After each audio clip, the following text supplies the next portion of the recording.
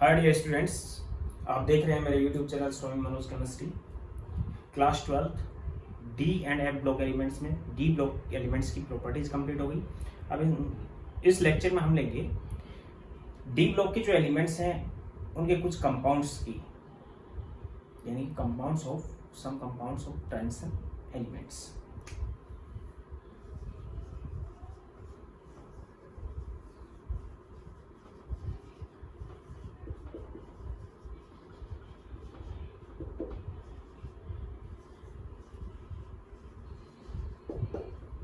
सबसे पहले मैं डिस्कस कर रहा हूं ऑक्साइड्स का।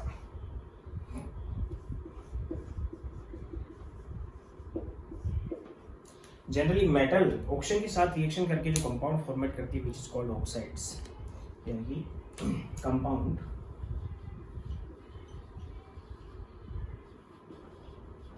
which formed by a reaction between metal and oxygen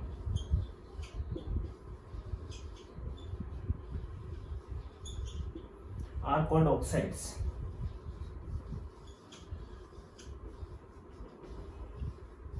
Of metals. अगर हम ट्रांजिशन एलिमेंट्स की बात करें तो सभी एलिमेंट ऑक्सीजन से रिएक्शन करके ऑक्साइड्स फॉर्मेट करते हैं। All transition elements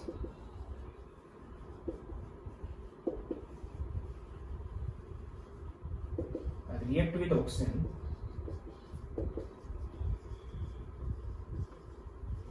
and formed oxides in their different oxidation states.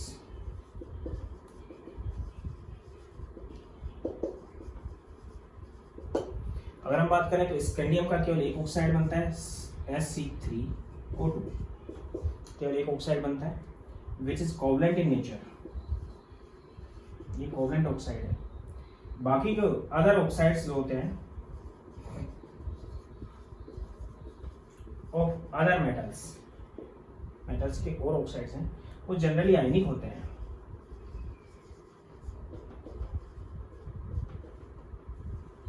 Nature के अंदर आयनिक होते हैं। अगर हम बात करते हैं कि मेटल की ऑक्सीडेशन स्टेट इंक्रीज होती है तो उसके जो आयनिक नेचर है वो डिक्रीज होगी, कोवलेंट नेचर इंक्रीज होगी। When oxidation state of metal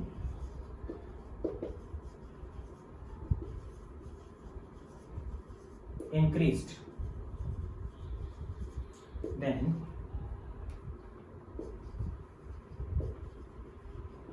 their covalent nature increased according to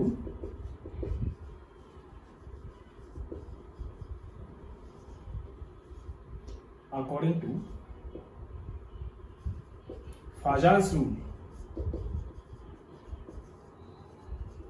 अगर हम मेटल की बात करें तो जनरली जो मेटल्स बनाती हैं वो ऑक्सीजन हायर ऑक्सीडेशन में बनती हैं, यानी ऑक्सीजन और फ्लोरीन के साथ ही हायर ऑक्सीडेशन स्टेट एक्सप्रेस करती हैं मेटल्स। लेकिन हायर ऑक्सीडेशन स्टेट्स में उनका कोवलेंट कैरेक्टर ज्यादा होता है। फॉर एग्जांपल अगर Mn2O7 की बात करें हम तो यहाँ पे मैग्नीज +7 ऑक्सीडेशन स्टेट में है which is oily greenish liquid state में होता है। इसी टाइप से CrO3 या फिर V2O5, CrO3 में क्रोमियम +5 में है, +6 में है, और यहाँ पे वेनेडियम +5 में है, हायर ऑक्सीडेशन स्टेट में है। इनके मेल्टिंग पॉइंट कम होते हैं, लेस मेल्टिंग पॉइंट, क्योंकि हायर ऑक्सीडेशन स्टेट में प्रेजेंट है। और अगर ऑक्सीडेशन स्टेट बढ़ती जाती है तो उस कंडीशन में उसकी एसिडिक नेचर बढ़ती जाएगी। Acidic nature of oxide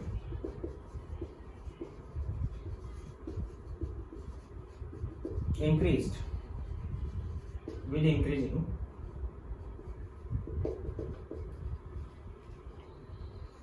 oxidation number।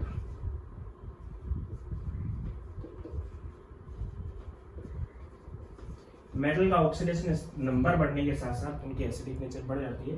For example CrO basic है, बेसिक ऑक्साइड है। Cr2O3 एम्फोटाइक ऑक्साइड है। यानी एसिड और बेस दोनों के साथ ट्रीट होता है। एंड CrO3 ये एसिडिक ऑक्साइड है।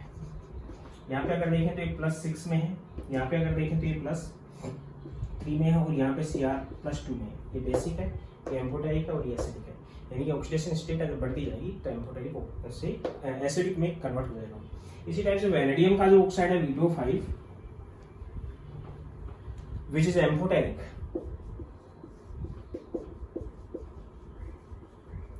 एम्फोटेरिक ऑक्साइड है। तो एम्फोटेरिक ऑक्साइड है तो एसिडिक और बेसिक मीडियम दोनों के अंदर ये ट्रीट होता है और दोनों के अंदर ट्रीट होने के बाद ये इस टाइप के आयंस में कन्वर्ट होता है VO4 -3 VO4 -3 में या फिर VO2 प्लस में, इस टाइप के ऑक्साइड्स के अंदर ही कन्वर्ट हो जाता है।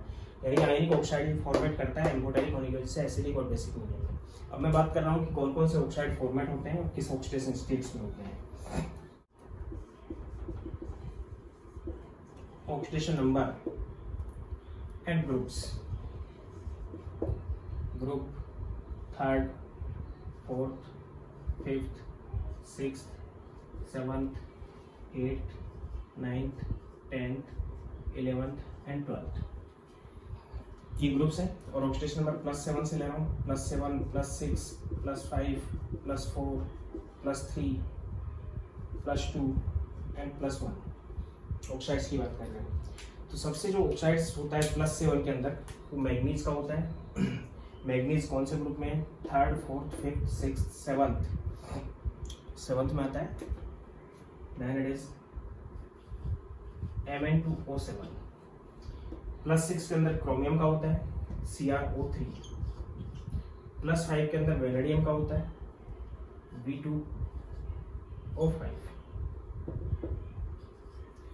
+4 के अंदर TiO2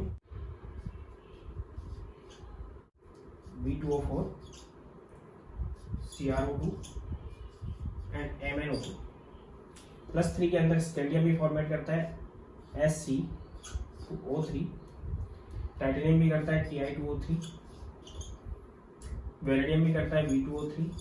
क्रोमियम भी करता है Cr2O3। मैग्नीज भी करता है Mn2O3। आयरन भी करता है Fe2O3। Cobalt CO2O3। निकल का NiO बनता है।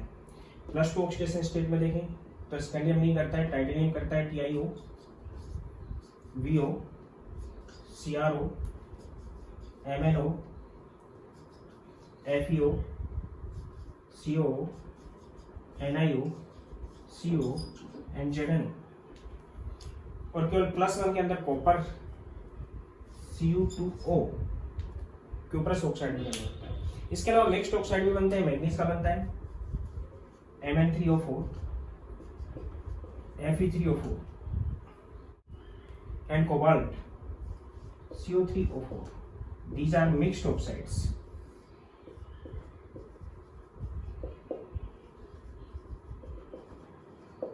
अगर नीचे से ऊपर की तरफ चले तो ऑक्सीडेशन स्टेट बढ़ने की वजह से एसिडिक नेचर इनकी इंक्रीज होती है।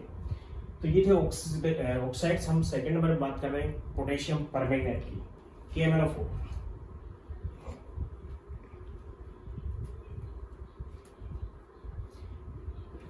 KMnO4 का डिस्कस कर रहे हैं हम।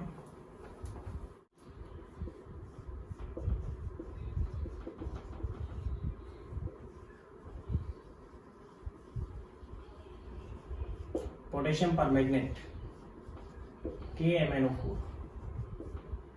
यहाँ पे जो मैग्नीज और +7 ऑक्सीडेशन स्टेट में पर्पल कलर के क्रिस्टल्स होते हैं। Preparation,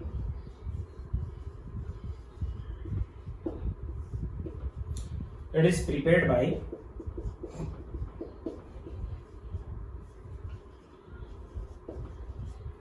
manganese dioxide MnO2 with fusion of KOH और NaOH alkali base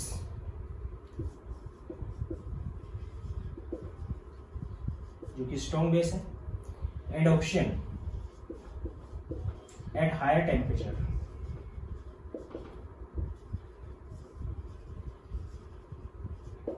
Initially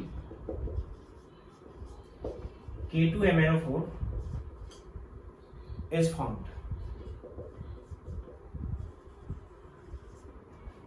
which is green in color.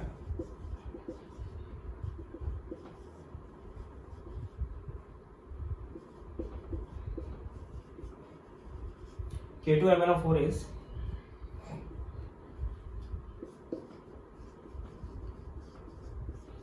Potassium magnet. इसमें जो मैग्नीज है वो +6 ऑक्सीडेशन स्टेट में, और इसमें जो मैग्नीज है वो +7 ऑक्सीडेशन स्टेट में है। फिर इसको हम ऑक्सीडाइज करते हैं। After that oxidation of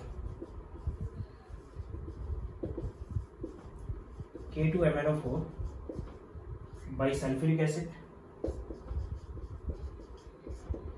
ozone से भी हम इसको कर सकते हैं, एंड H2O2 यानी ऑक्सीडाइजिंग एजेंट की प्रेजेंस में इसको हम उसमें कन्वर्ट करते हुए एंड कन्वर्ट इनटू ऑक्सीडाइज करके इसको हम कन्वर्ट कर देते हैं एसिडिक मीडियम में KMnO4 पर्पल क्रिस्टल्स में,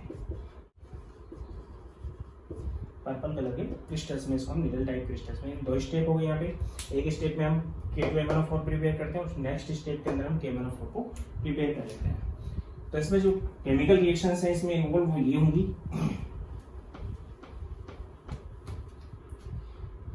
मैग्नीज डाइऑक्साइड MnO2 KOH के साथ ट्रीट होगा इन प्रेजेंस ऑफ ऑक्सीजन। हीट करने पे इट कन्वर्ट इनटू K2MnO4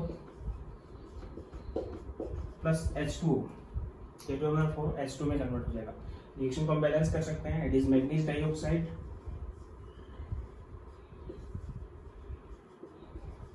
एक एल्कली बेस लिया है, ऑक्सीजन की प्रेजेंस ली है और इसमें कन्वर्ट किया है। तो शुरुआत में इससे किस कलर के, ग्रीन कलर के क्रिस्टल्स मिलेंगे हमें, इनको हम सेपरेट कर लेंगे और ग्रीन कलर के जो क्रिस्टल्स हैं उनको हम ओजोन से या H2O2 से ऑक्सीडाइज कर लेंगे in presence of acidic medium sulphuric acid की प्रेजेंस में। Then it converted to KMnO4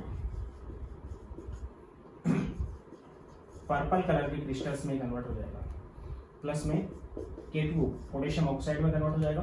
तो पोटेशियम परमैंगनेट इससे प्रिपेयर होगा। Physical properties of KMnO4,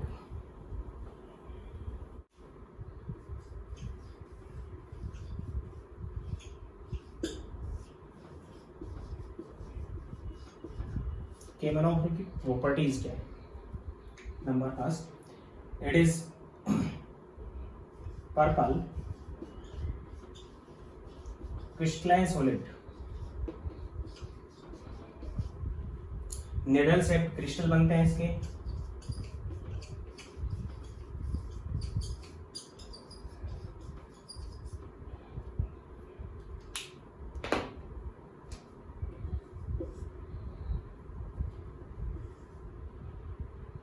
least soluble in water,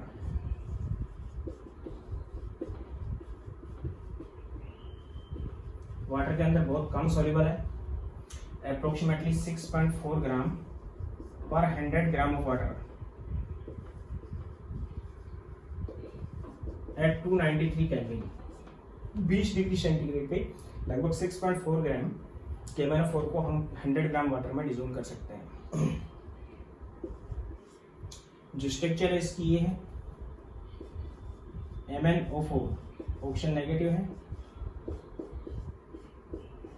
ये जो पाई बॉन्ड बना है वो डी पाई पी पाई है, ये पी पाई डी पाई बॉन्ड बना हुआ है, यानी कि ऑक्सीजन का पी ऑर्बिटल मैग्नीज के डी ऑर्बिटल को डोनेट कर रहा है। यहाँ पे भी ये डबल बॉन्ड बने हुए, एक पे नेगेटिव चार्ज है, sp3 हाइब्रिड होता है ये।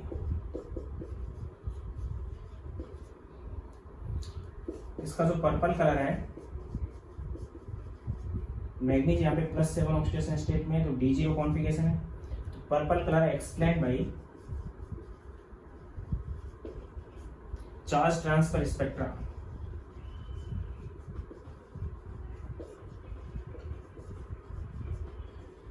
इसका purple colour charge transfer spectra से हम एक्सप्लेन करते हैं।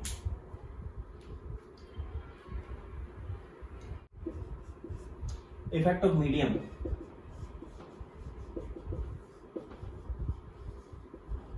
मीडियम या फिर पीएच का इसके ऊपर इफेक्ट पड़ता है। जो परमैंगनेट आयन है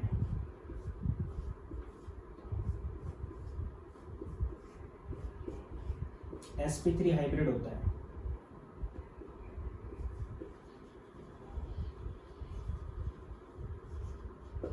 कौन सा आयन है? परमैंगनेट आयन है विच इज MnO4 माइनस।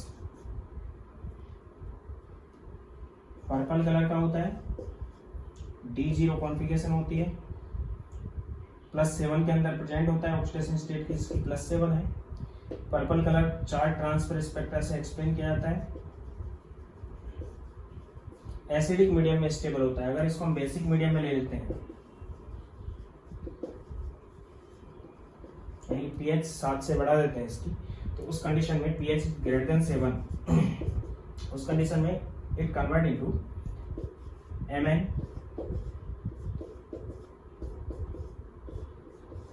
यहाँ पे भी ये जो मैग्नीज है वो sp3 हाइब्रिड है, यहाँ पे भी sp3 हाइब्रिड है, यहाँ पे D1 कॉन्फ़िगरेशन में +6 ऑक्सीडेशन स्टेट में है। इसका जो कलर होता है वो ग्रीन कलर होता है, और ग्रीन कलर हम dd ट्रांजिशन से देंगे क्योंकि +1 ऑक्सीडेशन स्टेट है इसमें। इसकी जो रेजोनेटिक स्ट्रक्चर बनेगी 4 रेजोनेटिक स्ट्रक्चर होंगी।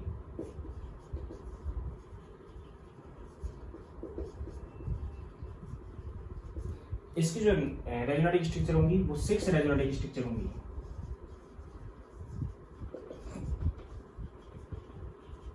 यानी कि यहाँ पे +7 से +6 में चला गया, इसका मतलब खुद क्या हो गया, यहाँ से यहाँ तक रिड्यूस हो गया, और इसकी नेचर कैसी होगी, ऑक्सीडाइजिंग नेचर होगी। तो इनके अंदर ये 6 रेजोनेटिक स्ट्रक्चर बनाता है, ये 4 रेजोनेटिक स्ट्रक्चर बनाएगा। इसके अंदर भी p बॉन्ड है, ऑक्सीजन के p ऑर्बिटल्स के इलेक्ट्रॉन्स मैग्नीज के वैकेंट d ऑर्बिटल्स के अंदर पाई बॉन्ड बना रहे हैं। इसकी वजह से p बॉन्ड बना हुआ है, p बॉन्ड बना हुआ है, 3 p इसमें है, 2 p इसमें है। सभी बॉन्ड सिमिलर होते हैं इसके केस में भी और इसके केस में भी, रेजोनेंस की वजह से।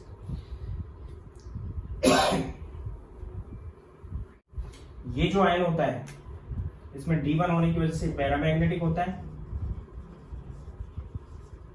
और जो MnO4 माइनस आयन होता है वो D0 की वजह से डायमैग्नेटिक होता है। अब मैं बात कर रहा हूं रेजोनेटिक स्ट्रक्चर्स की।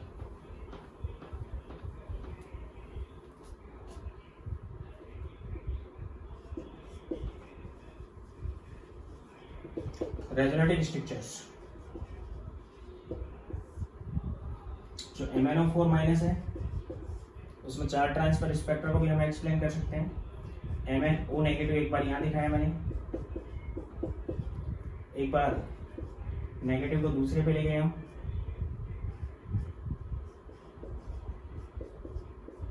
sp3 हाइब्रिड है, एक बार तीसरे पे ले गए,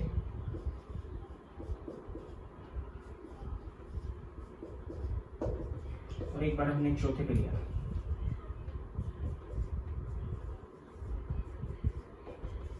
ये 4 रेजोनेटिक स्ट्रक्चर बनती है इसकी। इसी तरह से MnO4 माइनस 2 ये परमैग्नेट आयन है और ये मैग्नेट आयन है।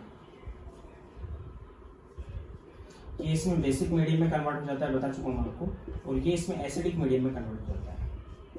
यानी एसिडिक पीएच में ये स्टेबल है और बेसिक पीएच में ये स्टेबल है। इसकी 6 रेजोनेटिक स्ट्रक्चर बनेगी। वन इज दिस, 2 पे नेगेटिव चार्ज है,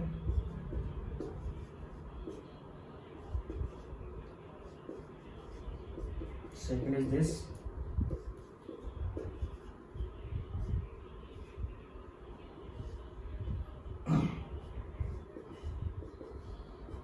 third is this,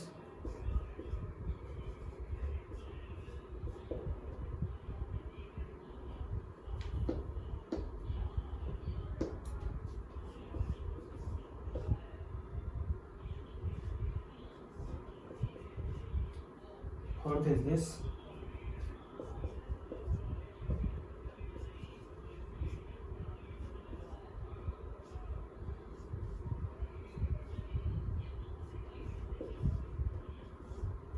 is this and sixth is this.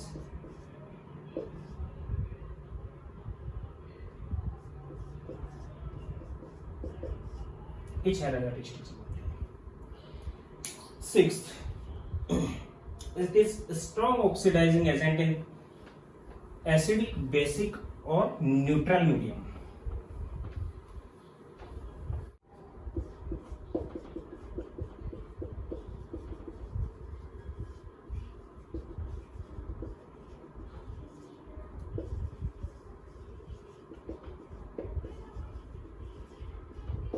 Acidic medium में भी, बेसिक में भी और न्यूट्रल तीनों मीडियम में स्ट्रॉन्ग ऑक्सीडाइजिंग एजेंट है।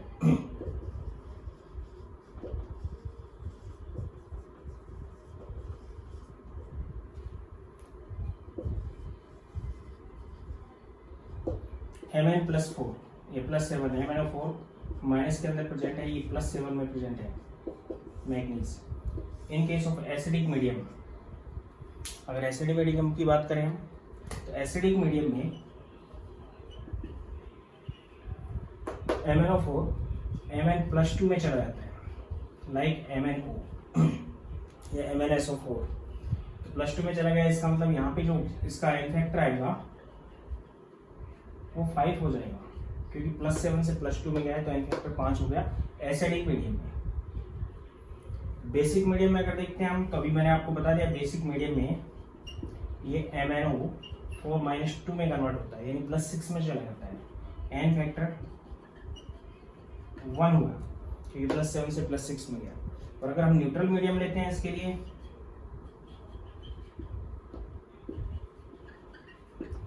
तो मैग्नीज यहाँ पे MnO2 के अंदर चला जाता है +4 में, तो यहाँ पे जो एन फैक्टर आएगा वो 3 आ गया, यानी एसिडिक मीडियम के अंदर इसका एन फैक्टर 5 होता है, बेसिक में 1 होता है और न्यूट्रल मीडियम में इसका एन फैक्टर 3 होता है, क्योंकि +4 में चला गया +7 से। तो एन फैक्टर अलग अलग होते हैं, +7 से इनकी ऑक्सीडेशन स्टेट डिक्रीज हो रही है तो खुद तो रिड्यूस हो रहा है और दूसरे सब्सटेंस को ऑक्सीडाइज करता है। फॉर एग्जांपल, अगर तीनों मीडियम में इनके SRP की वैल्यूज अगर देखें हम, तो MnO4- प्लस में electron it convert into MnO4-2। कौन सा मीडियम हो गया? बेसिक मीडियम हो गया। बेसिक मीडियम में MnO4- में कन्वर्ट हो जाता है। देन इसका जो SRP आता है which is E0 which is 0.56 volt, reduction हुआ है। बेसिक मीडियम में इतना होता है। न्यूट्रल मीडियम की अगर बात करें तो MnO4- plus 4OH+, neutral medium में भी थोड़ा सा एसिडिक मीडियम यूज कर रहे हैं हम, प्लस में electrons, then it convert into MnO2 plus 2H2। ये +6 में चला गया, +7 से, ये +7 से +4 में आ गया। मीडियम कौन सा यूज किया हमने? न्यूट्रल। तो इस टाइप जो इसका SRP आता है,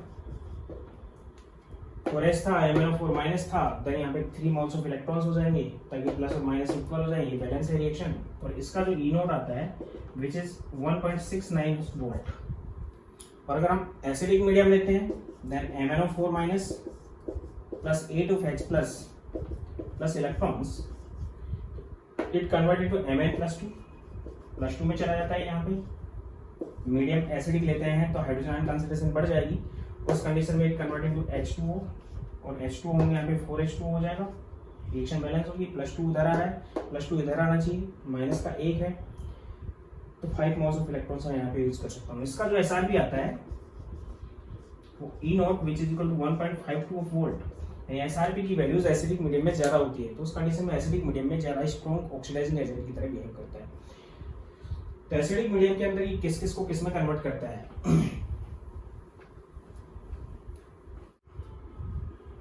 एसिडिक मीडियम में MnO4- जो परमैंगनेट आयन है ऑक्सीडाइजिंग एजेंट की तरह बिहेव करता है। I- को ये I2 में कन्वर्ट कर देता है ऑक्सीडाइज करके। Fe+2 जो कि ग्रीन कलर का होता है, इसको Fe+3 में कन्वर्ट कर देता है, जो कि येलो कलर का है। इसी टाइप से S-2 सल्फाइड जो आयन होता है उसको S में कन्वर्ट कर देता है, सल्फर में कन्वर्ट करता है। SO3-2 है उसको सल्फेट में कन्वर्ट कर देता है SO4-2 में। NO2- है उसको NO3- में कन्वर्ट करता है। इसी टाइप से जो ऑक्जेलेट आयन है C2O4-2 उसको CO2 में कन्वर्ट करता है। Means oxidizing agent acidic medium में I-1 में था, इसको 0 में ले गया, ऑक्सीडेशन कर दिया इसका। ये +2 से +3 में चला गया, इसका भी ऑक्सीडेशन हो गया। ये -2 से 0 में आ गया, इसका भी ऑक्सीडेशन हो गया, ऑक्सीडेशन स्टेट बढ़ गई। ये यहाँ पे +4 में है सल्फर, यहाँ पे +6 में हो गया, ऑक्सीडेशन हो गया। यहाँ पे +3 में है, यहाँ पे +5 में चला गया।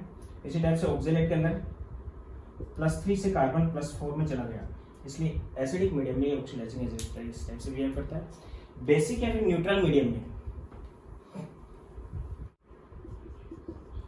इन बेसिक और न्यूट्रल मीडियम,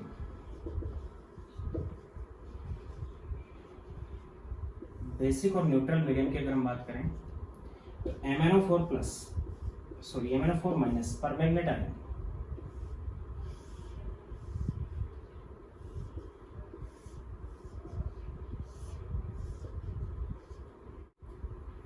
बेसिक या फिर न्यूट्रल मीडियम में I- को ये IO3- में कन्वर्ट करता है,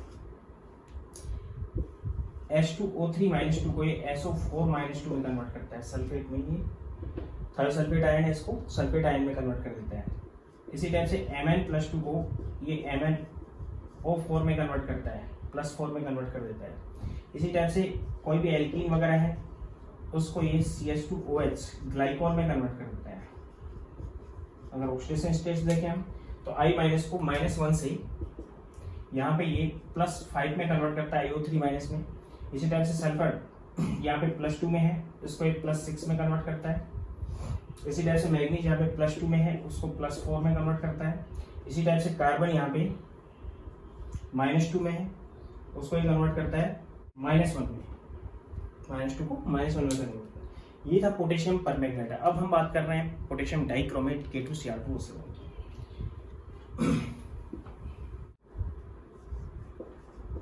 K2Cr2O7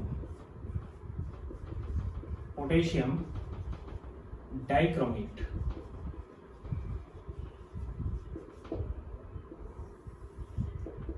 इंपॉर्टेंट कंपाउंड है, लेदर इंडस्ट्री में यूज किया जाता है, या फिर इसके अलावा अगर हम इसको यूज करते हैं तो लैब के अंदर यूज करते हैं, लैब के अंदर।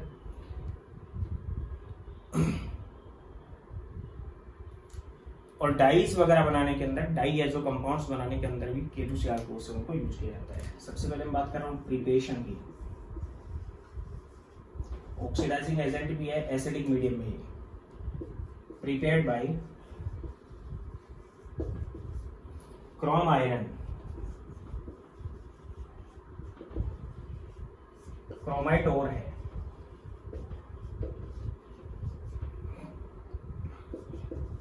FeCr2O4,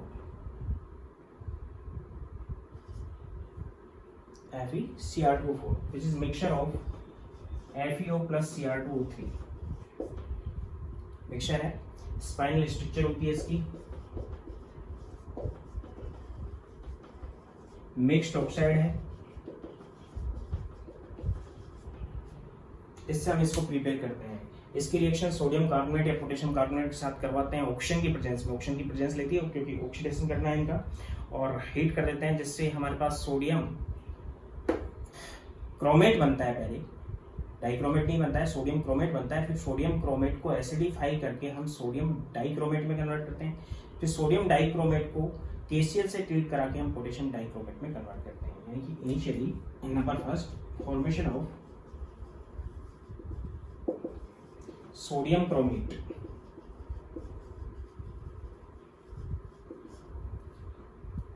Na2CrO4 येलो कंपाउंड होता है। क्रोमेट आयन है, इसमें क्रोमेट आयन का कलर येलो होता है और डाइक्रोमेट आयन का कलर ऑरेंज होता है। फॉर्मेशन ऑफ सोडियम क्रोमेट यानी कि FeCr2O4, इसको ट्रीट करवाते हैं हम Na2CO3 के साथ in presence of oxygen. Then इससे बनता है Na2CrO4 प्लस Fe2O3 प्लस में CO2, इसका येलो प्रेसिपिटेट बनता है हमारे पास। येलो को हम सेपरेट कर लेते हैं। सेकेंड, और convert into conversion in sodium dichromate. Sodium dichromate में इसको कन्वर्ट करते हैं, विच इज Na2Cr2O7, जो कि ऑरेंज कलर का कंपाउंड है। Na2Cr4, इसको सल्फ्यूरिक एसिड के साथ हीट किया जाता है, direct convert into Na2Cr2O7, orange colour के क्रिस्टल्स में कन्वर्ट हो जाता है, एंड प्लस में Na2SO4, या फिर इसको हम एक स्टेप से करवाते हैं कि Na2Cr4 प्लस HCl के साथ इसको ट्रीट करवा दिया हमने इन प्रेजेंस ऑफ एसिड की प्रेजेंस में, direct convert into Na2Cr2O7 plus में 2NaCl और प्लस में H2O, वाटर रिलीज हो जाएगा। ऑरेंज कलर के इसके क्रिस्टल बनते हैं। थर्ड स्टेप में KCl के साथ इसको ट्रीट करवा के हम इसको पोटेशियम डाइक्रोमेट में कन्वर्ट कर लेते हैं।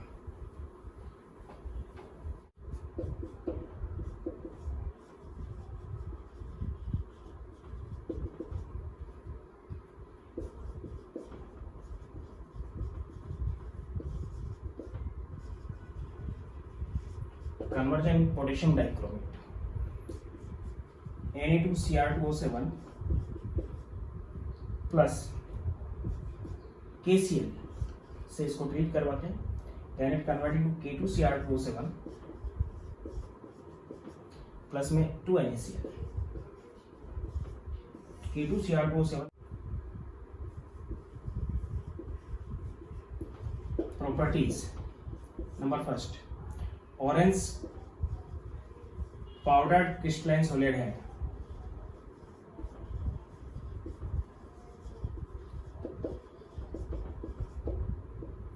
स्पेरिंगली सोल्यूबल है,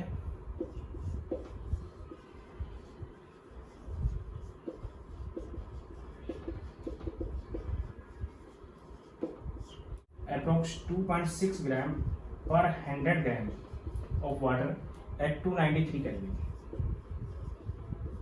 वाटर के अंदर। थर्ड, कलर, अगर कलर की हम बात करें तो कलर जो होता है Cr O4-2 एक तो, और एक Cr2O7-2 है, डाइक्रोमेट आयन है, एक क्रोमेट आयन है। It is chromate and is dichromate.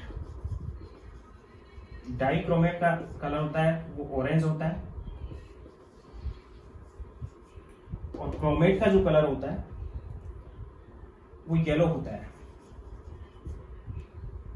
ये इसमें कन्वर्ट हो जाता है एसिडिक मीडियम में, और ये इसमें कन्वर्ट हो जाता है बेसिक मीडियम में। डाइक्रोमेट आयन क्रोमेट में कन्वर्ट हो जाता है, क्रोमेट डाइक्रोमेट में। अगर यहाँ पे क्रोमियम देखें तो +6 में, और यहाँ पे भी क्रोमियम देखें तो +6 में, दोनों में ही D0 कॉन्फ़िगरेशन है, दोनों में D0 कॉन्फ़िगरेशन है, दोनों ही कलर्ड हैं। तो दोनों के कलर को जो एक्सप्लेन कर रहे हैं हम, वो चार्ज ट्रांसफर स्पेक्ट्रा से कर रहे हैं।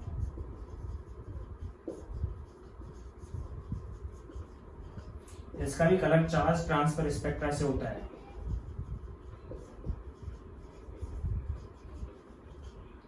दोनों का कलर चार्ज ट्रांसफर स्पेक्ट्रा से एक्सप्लेन होगा। उसके साथ साथ मैं आपको ये बता दूं कि दोनों ही जो आयन हैं वो डायमैग्नेटिक हैं, क्योंकि d ऑर्बिटल्स के अंदर इलेक्ट्रॉन्स की, अनपेयर्ड इलेक्ट्रॉन्स की प्रेजेंस नहीं है। स्ट्रक्चर की हम बात करें अगर,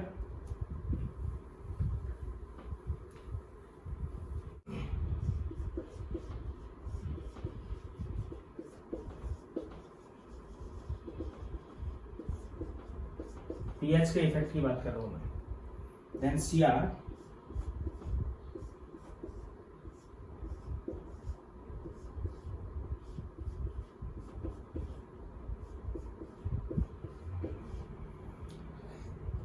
Cr2O7-2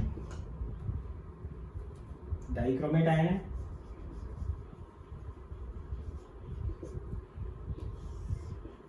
बेसिक मीडियम में ये CrO4-2 में कन्वर्ट हो जाता है।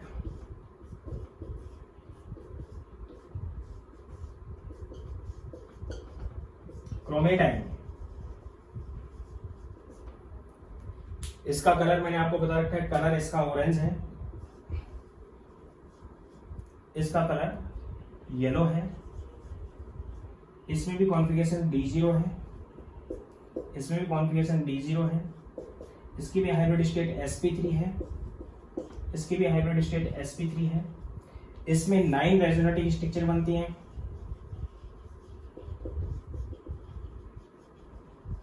और इसमें 6 रेजोनेटिव स्ट्रक्चर बनती हैं।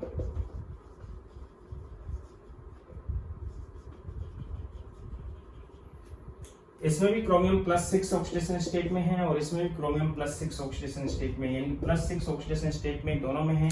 तो बेसिक मीडियम का कोई इफेक्ट नहीं हो रहा यहाँ पे। अगर इसको हम एसिडिक मीडियम में रखते हैं क्रोमेट आयन को, तो एसिडिक मीडियम का भी उसके ऊपर कोई इफेक्ट नहीं हो रहा, यानी कि वो एसिडिक क्रोमेट आयन एसिडिक या बेसिक मीडियम के अंदर ऑक्सीडाइजिंग एजेंट की तरह बिहेव नहीं करेगा। ये बेसिक मीडियम में नहीं करेगा, ये एसिडिक मीडियम में करेगा। तो मैं आगे बताऊंगा उसके इसकी कितनी रेजोनेटिव स्ट्रक्चर बनी, 9 रेजोनेटिव स्ट्रक्चर कैसे बनेगी 5th नंबर पे। उसकी 6 तो MnO4 - 2 जैसी बन गई, नेगेटिव आयन है, उनको हम चेंज कर सकते हैं।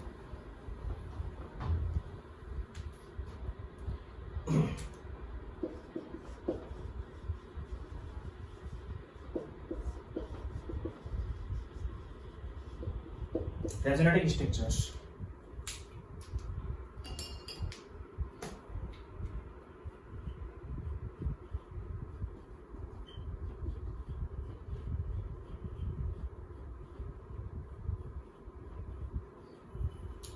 इसको हम एज इट इज रखेंगे। एक बार नेगेटिव को हम यहाँ पे, एक बार यहाँ पे लेके आएंगे, 3 बन जाएंगे इसके साथ।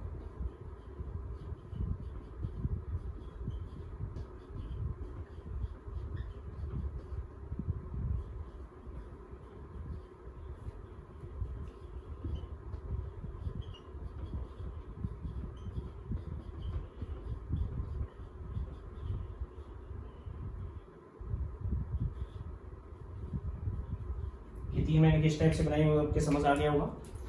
इसको मैंने एज इट इज रखा, एक बार नेगेटिव यहाँ पे, फिर एक बार नेगेटिव यहाँ पे, एक बार नेगेटिव यहाँ पे रख दिया, 3 बन गई। फिर इस नेगेटिव को मैंने चेंज करके यहाँ पे ले आया, फिर 3 बन जाएंगी।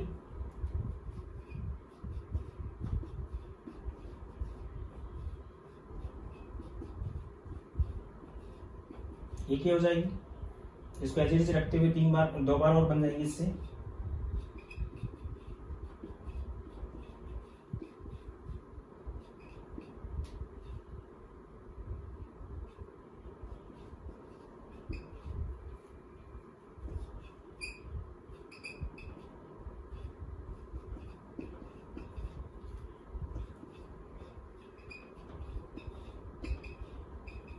ये 3 बन गई। फिर इस नेगेटिव को मैं यहाँ से यहाँ ले आया और 3 और बन जाएंगी।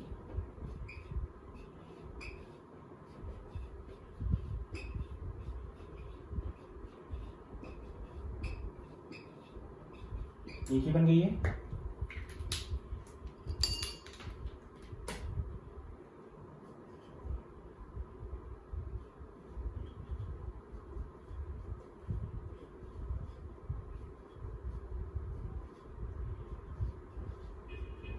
एक ही बन जाएगी।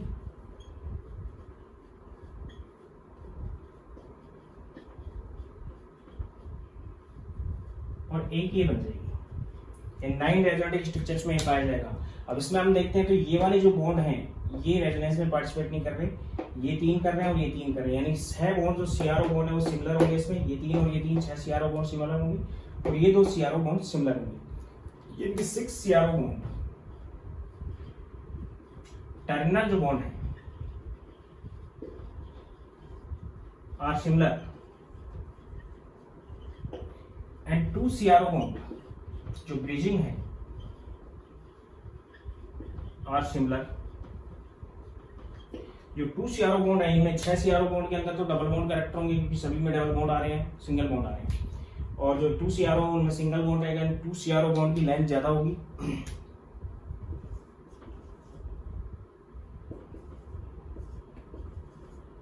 bond length is greater than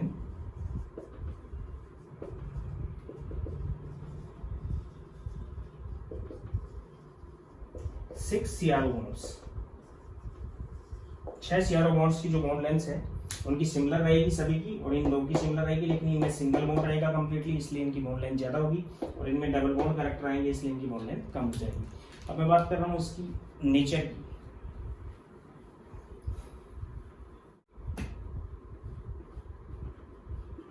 it is mild oxidizing agent.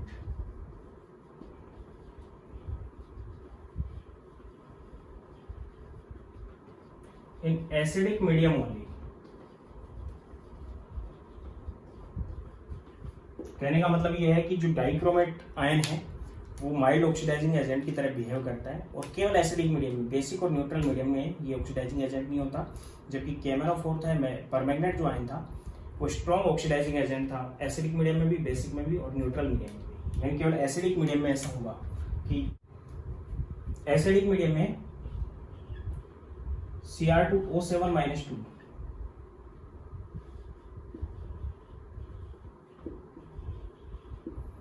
Basic और न्यूट्रल मीडियम में ऑक्सीडाइजिंग एजेंट नहीं होता, it convert into Cr+3। Cr+3 में कन्वर्ट हो जाता है, जो कि ग्रीन आयन है, ग्रीनिश कलर होता है इसका। यहाँ पे ऑरेंज से एक ग्रीन में कलर होता है, यानी +6 से +3 में चला जाता है एसिडिक मीडियम में, यानी Cr2O7-2 +14 of H +6 moles of electrons in convert into, अगर इसके SRP की वैल्यूज देखें हम, then it convert into 2Cr+3 +7H2O, और यहाँ पे जो इसका SRP आता है, स्टैंडर्ड रिडक्शन पोटेंशियल आता है एसिडिक मीडियम में, मीडियम हमने एसिडिक ले रखा है, 14H+ यूज किया है, then SRP ENO which is equal to 1.33 volt, 1.33 volt आता है। इसलिए ऑक्सीडाइजिंग एजेंट है कौन से मीडियम में? एसिडिक मीडियम में। केवल किस टाइप से बिहेव करेगा जी? एसिडिक मीडियम में जो Cr2O7-2 है वो I- को I2 में, Fe+2 को Fe+3 में, S-2 को S के अंदर, Sn+2 को Sn+4 के अंदर करेगा। तो I-1 से यहाँ पे 0 में आ गया, ऑक्सीडेशन हो गया इसका, +2 से यहाँ पे +3 में गया, ऑक्सीडेशन हो गया यहाँ पे, -2 से यहाँ पे 0 में आ गया, ऑक्सीडेशन हो गया, उसी टाइप से +2 से +4 में आ गया, यहाँ पे भी ऑक्सीडेशन हो गया। इस टाइप से ऑक्सीडाइजिंग एजेंट की तरह बिहेव करता है। 7th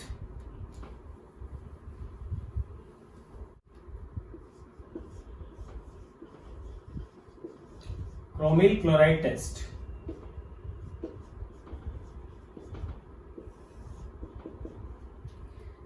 सॉल्ट एनालिसिस के अंदर जो Cl- आयन होता है, क्लोराइड आयन होता है, उसके टेस्ट के लिए हम क्रोमिल क्लोराइड टेस्ट यूज करते हैं, जिसमें K2Cr2O7 को हम यूज करते हैं। करते क्या है इसमें कि सबसे पहले एक टेस्ट ट्यूब है, टेस्ट ट्यूब के अंदर जो सॉल्ट है जिसके अंदर क्या प्रेजेंट है, Cl- आयन प्रेजेंट है, फॉर एग्जांपल NaCl, KCl, इस टाइप के हम कोई भी सॉल्ट यूज कर सकते हैं, और प्लस में K2Cr2O7, ये भी सॉलिड स्टेट में और ये भी सॉलिड स्टेट में, इक्वल क्वांटिटी मींस 1:1 क्वांटिटी में हम टेस्ट ट्यूब में ले लेते हैं, और टेस्ट ट्यूब में लेने के बाद कंसंट्रेट सल्फ्यूरिक एसिड ऐड करते हैं इसमें, और इसको थोड़ा सा हीट भी कर लेते हैं। सल्फ्यूरिक एसिड ऐड करने के बाद और हीटिंग के बाद एक गैस, इसमें डीप ऑरेंज कलर की गैस निकलती है, विच इज क्रोमिल क्लोराइड गैस। कौन सी गैस निकलती है? क्रोमिल क्लोराइड गैस निकलती है। ये इसका आइडेंटिफिकेशन है कि यहाँ पे क्लोराइड आयन प्रेजेंट था। तो रिएक्शन इन्वॉल्व इसमें ये होती है कि एक तो हमने सॉल्ट लिया, सॉल्ट सपोज करो हमने NaCl ले लिया, एक हमने यूज किया सॉलिड ही K2Cr2O7 जो कि ऑरेंज कलर का था, और एक हमने कंसंट्रेट H2SO4 यूज किया, then it convert into NaHSO4, KHSO4 plus में CrO2Cl2 और प्लस में H2O। CrO2Cl2 की which is chromyl chloride, reaction को बैलेंस नहीं किया मैंने, इसकी वेपर निकलती है डीप ऑरेंज कलर की, ऑरेंज रेड कलर की वेपर निकलती है डीप। तो ये जो वेपर निकलती है क्लोराइड आयन के आइडेंटिफिकेशन को एक्सप्लेन कर रही है। इसके साथ साथ अगर हम देखें तो इस जो वेपर निकलती है यहाँ पे, इसको हम NaOH सॉल्यूशन में अगर पास कर दें कंफर्मेटरी टेस्ट के लिए, तो NaOH सॉल्यूशन येलो हो जाता है। क्या बनने की वजह से? सोडियम क्रोमेट बनने की वजह से येलो कलर का हो जाता है। फिर इसके अंदर हम लेड एसीटेट, अगर CH3COO2PV लेड एसीटेट का सॉल्यूशन ऐड करते हैं तो यहाँ पे डीप येलो कलर का प्रेसिपिटेट बनता है, वो PbCrO4 का होता है। लेड क्रोमेट का डीप येलो प्रेसिपिटेट इसके अंदर प्रिपेयर हो जाएगा अगर ऐसा करेंगे तो। ये तो क्या टेस्ट हो गया? कंफर्मेटरी टेस्ट हो गया, जिसको मैं स्टेप से एक्सप्लेन कर रहा हूँ कि सबसे पहले जो क्रोमिल क्लोराइड की वेपर निकली विच इज डीप ऑरेंज और रेड कलर, इसको पास थ्रू NaOH सॉल्यूशन। तो जब इसको हम NaOH सॉल्यूशन में पास करेंगे, CrO2Cl2 को NaOH सॉल्यूशन में पास करेंगे, then NaOH solution convert into Na2CrO4 plus में HCl में कन्वर्ट हो जाएगा, प्लस में CrCl3। ये बना, इससे येलो कलर का सॉल्यूशन होगा। येलो सॉल्यूशन सोडियम क्रोमेट बनने की वजह से। फिर सोडियम क्रोमेट जो बना, इसमें हम लेड एसीटेट ऐड कर देते हैं, इसका liquid solution. Then PbCrO4 plus 2NaCH3COONA lead chromate बनने की वजह से डीप येलो प्रेसिपिटेट बनता है। ये कंफर्मेटरी टेस्ट है क्लोराइड आयन का, Cl- का टेस्ट को हमने नाम दे रहा क्लोमिल क्लोराइड टेस्ट, और इसके अंदर यूज करते हैं पोटेशियम डाइक्रोमेट को। एक क्वेश्चन और पूछा जाता है कि K2Cr2O7 को सॉल्यूशन को जब हाइड्रोजन परऑक्साइड H2O2 में मिक्स किया जाता है तो एक डीप ब्लू कलर का सॉल्यूशन बनता है। वो किसकी वजह से बनता है? प्रेसिपिटेट किसकी वजह से बनता है?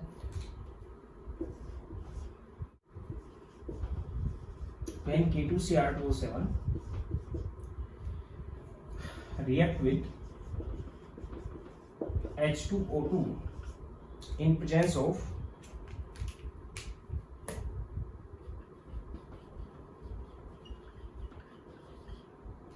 H2SO4,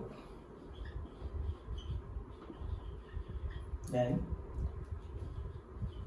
a deep blue colored compound CrO5 is found.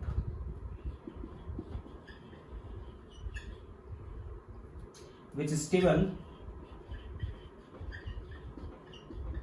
in pyridine, जो pyridine के अंदर स्टेबल होता है, and in aqueous solution it decomposed and convert into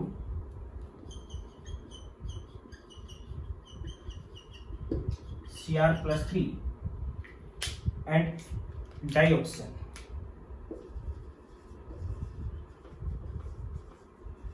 Cr+3 और डाइऑक्सिन में कन्वर्ट हो जाता है।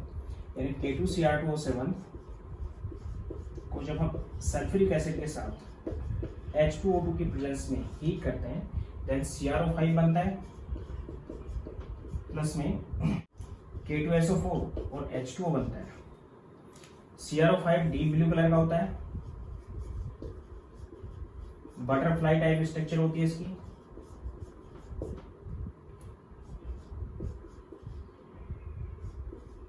दो इसमें परोक्सो लिंक होते हैं।